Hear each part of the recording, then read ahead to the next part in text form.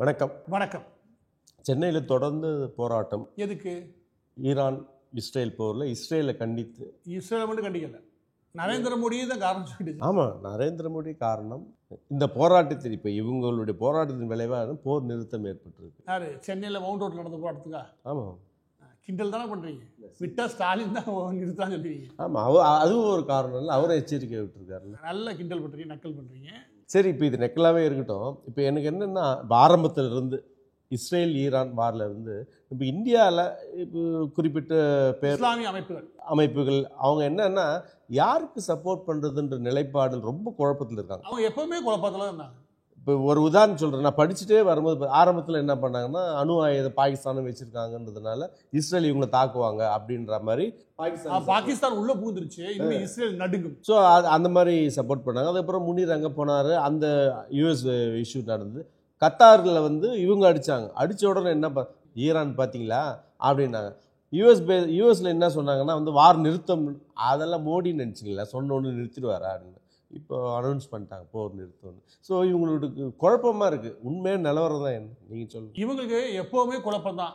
நீங்கள் Saudi Arabia ஆதரிக்கிறதா, கத்தாரை ஆதரிக்கிறதா, குவைத்தை ஆதரிக்கிறதா, இல்லை ஈரானை ஆதரிக்கிறான்னு கேளுங்களேன், என்னன்னு புரியாது. இவங்க எல்லா காலமும் ஒரு விஷயத்தில் உண்மையாக இருந்தாங்க. என்னன்னா, சவுதி அரேபியா தான் பெரிய அண்ணன். சவுதி அரேபியா சட்டத்தை பார்த்தீங்களா அப்படிவாங்க. இவங்க உண்மையிலேயே இவங்களை யாரும் மதிக்க போகிறது கிடையாது. அங்கே என்ன நடக்குன்ற விஷயம் இவங்களுக்கு தெரிய போகிறதும் கிடையாது. இவங்க எல்லாரும் கடைசியாக இந்தியாவில் இருக்கிற இஸ்லாமியர்கள் தான் மோடி பிரச்சனை. இப்போ இது இந்தியா விட்டு வெளியே இருக்கிற இஸ்லாமியர்களுக்கு மோடி தான் பிரச்சனைட்டாங்க.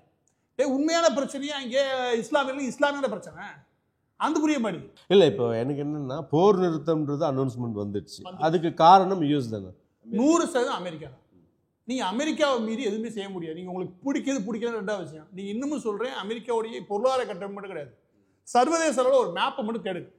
சும்மா ஒரு மேப் தேடுங்க. அது என்ன அப்படின்னா, இப்போ இதை காட்டுற பாருங்க. இப்போ உலகம் முழுவதும் இருக்கக்கூடிய அமெரிக்காவுடைய மிலிட்டரி பேசஸ்ன்னு ஒன்று இருக்குது.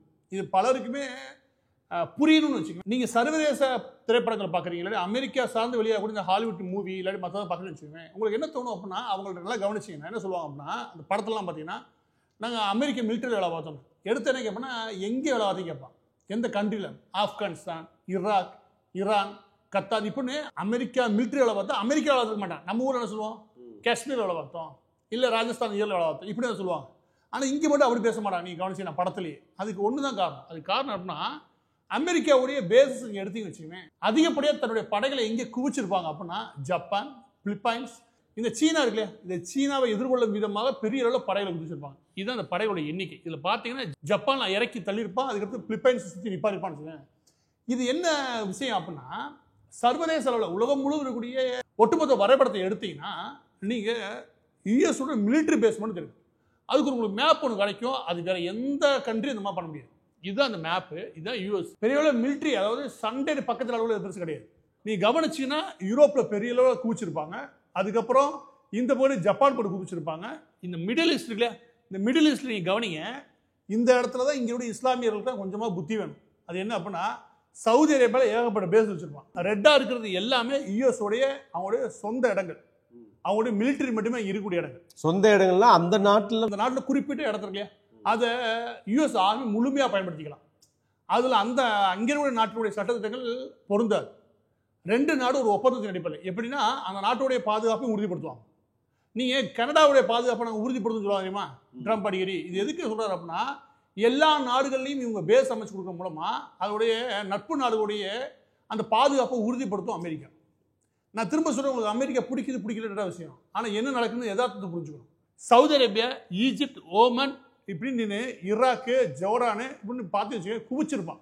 இல்லை, இப்போ நீங்கள் இப்போ சொல்கிறத வச்சு பார்க்கும்போது அந்தந்த கண்ட்ரியில் ஒரு யூஎஸ் பேஸ் இருக்குது. இப்போ கத்தாரில் ஈரான் தாக்குனதும் அந்த மாதிரி பேஸ் தானே? ஆமாம், அதான் சொல்லலை. கத்தாரில் இருக்கக்கூடிய அந்த பேஸை பற்றி நீங்கள் புரிஞ்சுக்க வேண்டியது என்ன அப்படின்னா, ரொம்ப முக்கியமானது. நீங்கள் கவனிச்சிங்கன்னா பெர்ஷியன் கல்ஃப் இருக்கும். நீங்கள் கூகுள் மேப்பை போட்டு பெர்ஷியன் கல்ஃபை தேடுங்க. இந்த பக்கம் சவுதி அரேபியா இருப்பான், அந்த பக்கம் யூஏஇ, இந்த பக்கம் குவைத்து, கத்தாரு, அதுக்கப்புறம் இந்த பக்கம் ஈரான், ஈராக்கு, இவங்க எல்லா பேரும் அந்த பெர்ஷியன் கல்ஃபை தான் யூஸ் பண்ணணும். அந்த பெர்ஷியன் கல்ஃபில் ஒரு இடம் இருக்கும், இந்த சின்ன இடம், அது சும்மா 30 கிலோமீட்டர் தான் இருக்கும். ஈரான் கட்டுப்பாட்டில் இருக்கக்கூடிய விஷயம். அந்த இடத்த கூட அடைச்சான்னு வச்சுக்கோங்க, ஒட்டுமொத்த உலகம் முழுவதும் இருக்கக்கூடிய ஆயில் சப்ளை 65% நிப்பாட்ட முடியும் ஈரானால். ஏன்னா அந்த இடத்த கட்டுப்படுத்தாதான். பெர்ஷியன் கல்ஃப்லேருந்து வெளியே வந்து, நீ கவனிச்சா பெர்ஷியன் கல்ஃப்லேருந்து வெளியே வந்து அப்படியே கல்ஃப் ஆஃப் ஓமன்ல சேர்ந்தாங்க. கல்ஃப் ஆஃப் ஓமன்ல சேர்ந்தாதான் உங்களால் அரேபியன் சீக்குள்ள நுழைய முடியும். அப்பதான் உலகம் முழுவதும் உங்களால் கச்சா எண்ணெயை கொண்டு போக முடியும். நீ உற்பத்தி பண்ணோட கச்சா எண்ணெயை கொண்டு போகக்கூடிய முக்கியமான வழி அது. அதோட வழித்தடத்தில் மிக முக்கியமான குறுகிய வழி ஒன்று இருக்கும். அது ஈரான் கட்டுப்பாடு, ஏறக்குறைய ஈரான் கட்டுப்பாடுல இருக்கு. இது ரொம்ப காலமே அப்படிதான் வச்சுக்கோங்க. அதுல எந்த பிரச்சனையும் வரக்கூடாதுக்காக தான் கத்தார், சவுதி அரேபியா, மற்ற எல்லா நாடுகளும், அதாவது இந்த மிடில் ஈஸ்டுடைய பெரும்பாலான நாடுகள் அவங்க பாதுகாப்புக்காகவும் தங்களுடைய வர்த்தக பாதுகாப்புக்காகவும் முதலாவது செஞ்சது என்னன்னா அமெரிக்காவுடைய மிலிட்டரி பேஸை இங்கே அமைக்க அனுமதிச்சது. நீங்கள் கடைசியாக பார்த்தா கூட வச்சுக்கோங்க 8 லட்சம் கோடி முதலீடு பண்ணுறாங்க. இதில் டிஃபென்ஸில் எது சவுதி அரேபியா. இப்போ நீங்கள் சிம்பிளாக சொல்லவா, சவுதி அரேபியா காசு கொடுக்குறேன், அவன் ஆயுதத்தை உற்பத்தி பண்ணுறேன், உற்பத்தி பண்ணிட்டு ஈரானை மிதிக்கிறேன், இப்படி வச்சுக்கலாம். ஆனால் இவன் யாருக்கு ஆதரிப்பேன்? இங்கே தான் வருது. இவனுக்கு ஆதரிக்க இங்கே தெரியல. மவுண்டரில் உட்காந்துட்டு மோடியை கத்திக்கிட்டீங்க. எனக்கு புரியல, ஈரான் மோடியை கத்திக்கிருக்க. அங்கே சவுதி அரேபியா கண்டிக்கிறதுக்கு துப்பில். எங்கே சவுதி அரேபியா கண்டிக்க சொல்லுவேன், கண்டிக்க மாட்டாங்க. எப்படி மனசு கஷ்டமாக இருக்கும், ஆஹா கண்டிக்கிறமே, ஏன்னா காசு இங்கே வருதுல. சவுதி அரேபியா உனக்கு கண்டிக்க முடியல, துபாயே கண்டிக்க முடியல, யூஏ கண்டிக்க முடியல. அங்கே கத்தார் தான் கொடுத்துருக்கானோ, கத்தார் இடம் கொடுத்துருக்கான். நீ கண்டி பார்ப்போம், கண்டிக்க மாட்டான். அப்போ மட்டும் அது மிடில் ஈஸ்ட்ல அந்த நாடுகளோட ஒரு பற்று இருக்கும். அமெரிக்காவை கண்டிக்கிறான், அதுக்கு இடம் கொடுத்த கத்தாரை கண்டிக்க மாட்டான். அப்போ இவனுக்கு என்ன புரியலன்னா, முதலாவது என்ன சர்வதேச அரசியல் நடக்குதுன்னே புரியல. ரெண்டாவது விஷயம் என்னன்னா, இப்போ இஸ்லாமிய நாடுகள் தானே, இதெல்லாம் ஏன் ஒற்றுமையா இல்லை? ஏன் ஒற்றுமையான இவங்க சண்டி. ஈராக் அண்ட் ஈரான்ல ஏறக்குறைய ஈரான் முழுவதுமாக சியா, ஈராக்ல பாதிப்பான்னு வச்சுக்கோங்க. ஈரான் சியா, சவுதி அரேபியாவுக்கும் ஈரானுக்கும் ஆகாது. சியான்றது ஒரே ஒரு ஈரான் மட்டும்தான். ரொம்ப குறைவா இருக்கக்கூடிய பகுதின்னு வச்சுக்கோங்க. ரொம்ப குறைவா வரக்கூடிய இஸ்லாமிய மக்கள், அதாவது அந்த பிரிவு இவங்க இடத்துக்கு ஆகாது, ஆகவே ஆகாது. சவுதி அரேபியா அதனால ஈரான் எப்படா போடுறதுலாம் வெயிட் பண்ணிருக்கான். இவங்களுக்குள்ள இருக்கிற அந்த பங்காளி சென்டர்களே அது நடக்குது. இதுல எந்த பக்கத்து போய் இந்த மவுண்டரோல போடுற இடத்துக்கூடிய இந்த இஸ்லாமிய அமைப்புகள் நிற்பாங்க? சியா போட சன்னி போட்டா ரொம்ப கஷ்டம், பாவம். அதுவும் தெரியாம மோடியை கத்திருக்காங்க. இதுக்கு மோடியை கத்துற எனக்கு புரியவே இல்லை. இப்போ எனக்கு என்னன்னா, மதம் கடந்து வந்து மற்ற இஸ்லாமிய நாடுகள் யூஎஸ்க்கு சப்போர்ட் பண்றாங்க. அதை வச்சு தான் இப்போ ஈரானே அடிக்கிறாங்க. அப்போ இவங்க எதை புரிஞ்சுக்கணும்னு நீங்க நினைக்கிறீங்க? எதை புரிஞ்சுக்கணும்? இது ஸ்ட்ராட்டஜி. மொத்தமா போர் எப்படியா நடக்குன்னு புரிஞ்சுக்கோங்க. நீங்க 12,000 கிலோமீட்டருக்கு வெளியே கூட அமெரிக்கா வந்து எல்லா நேரம் அடிச்சுட்டு போறது கிடையாது. ரொம்ப எளிமையா சொல்றேனே, ஈரான்ல இருந்து கிளம்பக்கூடிய ஏவுகணைகள் இருக்குது. இந்த ஏவுகணைகள் ஈரான்ல இருந்து கிளம்பக்கூடிய ஏவுகணைகள் ஈராக்கை தாண்டணும், ஜோர்டானை தாண்டி தான் நீங்க இஸ்ரேலுக்குள்ள நுழையணும். ஆமா, அதுக்குள்ளே எப்படி காலி பண்றாங்க? இப்ப கத்தார்ல போட்டானுங்க ஒரு 19-20 ஏவுகணை அனுப்புறாங்க. 20 காலி பண்ணிட்டான் அமெரிக்கா. எப்படி காலி பண்றான்? அதை செய்ய முடியுமானா செய்ய முடியும். இங்கேன்னு கிடையாது, உலகம் முழுவதும் அமெரிக்காவில் செய்ய முடியும். அதுதான் சொல்றேன். இந்த கத்தார் பேஸ்ல இருந்து நீ ஏவுகணையை இடமறிச்சு மேலேயே தாக்குறதுக்கு நான் வச்சிருக்கேன் ஆயுதம். அதுக்கு இன்டர்செப்டர் உள்ளே வச்சிருக்கான், அங்கே பேஸே வச்சிருக்கான். அதோடு சேர்த்து போர் விமானங்களை தாங்கி செல்லக்கூடிய பெரிய பெரிய கப்பல்களை நிப்பாட்டிருக்கான். இந்த இடம் ஒரு இடம் போதும், நீ எத்தனை ஏவுகணை அனுப்புனாலும் அதையெல்லாம் வானத்தை வச்சு முடிச்சு விட்டுருக்கான். அப்போ அதனால தான் நீங்கள் அந்த பேஸ் இருக்குன்னு உலகத்தையே தெரியுமே. ஈரான் தாக்குவான்னு அவனுக்கு தெரியாது. ஆனால் ஒரு குண்டு கூட விழுகலைன்னா அப்போ அமெரிக்காவோட பலம் முதலாவது இந்த பேஸை போகிறதுக்கு காரணம் கத்தார். இதுக்கு உதவுறது சவுதி அரேபியா. இதில் பெரிய அளவில் நடுநிலைன்ற பேரில் அமெரிக்கா பண்ணிக்கிறேன் குவைத். இவங்க எல்லாம் சேர்ந்து ஈரானுக்கு சப்போர்ட் பண்ணுறது, இஸ்ரேல் சப்போர்ட் பண்ணி நடிக்கலாம். ஆனால் இவங்க யாருமே அமெரிக்கா எதிர்க்க மாட்டாங்க. புரிஞ்சுக்க வேண்டியது இது. ரெண்டாவது என்ன புரிஞ்சுக்கணும்னா, அமெரிக்கா கத்தாரில் மட்டும் நிற்கல. ரெண்டாவது ஈராக் இருக்குல்ல, ஈராக் விழுந்தாலும் கூட ஈராக்லையுமே 6 பேஸ் இருக்குது. எனவே இங்கேருந்து நீங்கள் மிசைல்ஸ், அதாவது ஏவுகணைகள் அனுப்புனீங்கன்னா இதை கடந்து ஒருவேளை இந்த பெர்ஷியன் கல்ஃபில் இருக்கக்கூடிய அமெரிக்காவுடைய இந்த இன்டர்செப்டர்ஸ் இல்லையா, அதாவது ஏவுகணைகளை இடைமறிச்சு அழிக்கிறது, அதுல இருந்து தப்பிச்சு நீங்கள் ஈராக்கை தாண்டுறீங்க. ஈராக்லையுமே 6க்கும் மேற்பட்ட பேஸ் இருக்குது யூஎஸ்க்கு. அதை நீ தாண்டணும். அதை தாண்டி நீ போகணும். ஜோர்டானில் இருக்குது. ஜோர்டானோட ஒட்டுமொத்த எல்லையும் பாதுகாக்கிறது இவங்க யூஎஸ் உடைய டிஃபென்ஸ் சிஸ்டம் தான். அவன் ஆர்மியில் மட்டும் கிடையாது, ஆர்மியில் தடுத்தாடுற வேலையும் சூப்பராக பார்ப்பான். அதனால ஜோர்டானையும் தாண்ட முடியாது. நீங்கள் ஜோர்டானையும் தாண்டி தான் போய் இஸ்ரேல் விழுகுது. 2-3 வச்சுக்கோங்க. அந்த இஸ்ரேல் போய் விழுகுதுன்னா நீங்கள் பெர்ஷியன் கல்ஃப் முடிஞ்சிருச்சு, ஜோர்டான் முடிச்சா இந்த இடத்துல பார்த்தீங்கன்னா ரெட்சி இருக்கும். அந்த ரெட்சியிலே நீ படிச்சிருப்பேன். அப்போ இஸ்ரேலுக்கு அதுக்கடுத்து நுழையும் கஷ்டம். சரி, இஸ்ரேல் நுழைஞ்சிருச்சு, இப்போ விழுந்துன்னு பார்த்தீங்கன்னா இஸ்ரேலுக்குள்ள விழுகாது, மெடிட்டரேனியன் லேண்ட் நீ படிச்சிருப்பான் பேஸு. நீ ஒரு இடத்தை தாண்டி வெறும் நீங்கள் 2000 கிலோமீட்டர் தான் பயணிக்கிறீங்க. அந்த 2000 கிலோமீட்டரில் நீங்கள் ஈரான் ஏவக்கூடிய ஒவ்வொரு ஏவுகணையுடைய ஸ்பீட் எவ்வளோ? நீங்கள் குறைஞ்சபட்சம் 10,000 கிலோமீட்டருக்கு மேலே, 10,000 கிலோமீட்டர் பர் ஹவரில் போகும். இப்போ 10,000 கிலோமீட்டர் பர் ஹவரில் போகக்கூடிய ஒரு ஏவுகணையும் இடமறிச்சு தாக்குதுன்னா இது எவ்வளோ ஸ்பீடில் இருக்கும்? இது எல்லா இலையிலும் காலி பண்ணிடுவானுங்க. கடைசி இஸ்ரேல் உழைச்சி வச்சுக்கவே அந்த இடத்துல மெடிட்டரேனியன் லேண்ட் வந்துடும். மெடிட்டரேனியன் லேண்ட் படிச்சிருப்பான். நீ எங்கிட்ட போய் யூஎஸ் சமாளிப்ப? வேற எந்த நாடு சமாளிச்சுக்கலாம், அமெரிக்கா சமாளிக்க முடியாது. ட்ரம்ப்போ இல்லை அமெரிக்காவோ இவ்வளோ ஒரு உறுதியாக பேச முடியுதுக்கு என்ன காரணம்னா, தங்கள் மீது இவங்களால எதுவும் செய்யவே முடியாது, அசைக்கவே முடியாது. அதுக்கு காரணம் ஒன்று, நீ தான் காசு கொடுக்குற, நான் ஆயுதம் செய்யறேன்டா, நீ தான் போறதுக்கு உதவி செய்யற, நீ இடமும் கொடுக்குறடா, அந்த அளவுக்கு நான் கட்டமைச்சு வச்சுருக்கா. அப்போ என்ன ஆகுது அப்படின்னா, உழைக்காம எண்ணெய் வளத்தை மட்டும் வச்சுக்கிட்டு அமெரிக்காவுக்கு காசு கொடுத்து நாய்க்குட்டியமா வாழ்றாங்க. அது தெரியுது உனக்கு. இவ்வளோ தெரிஞ்சதுக்கு அப்புறமும் இங்கே உட்காந்துட்டு நீ சவுதி அரேபியா கண்டிக்காம, குவைத்தை கண்டிக்காம, கத்தாரை கண்டிக்காம, எங்கேயிருந்து நீ மோடியை கண்டிச்சுட்டு இருக்க? இந்த மவுண்ட் ரோல் நின்றுக்கிட்டு அங்கே கத்திருக்கான். எனக்கு புரியவே இல்லை. எனக்கு புரியுதா புரியலையா இல்லை புரியாம நடிக்கிறானா? இப்போ நீங்க வந்து சொல்றீங்க கிட்டத்தட்ட ஒரு 2300 கிலோமீட்டர் ஈரான்ல இருந்து இஸ்ரேல் வர்றதுக்கு அவ்வளோ கஷ்டம்ன்றீங்க.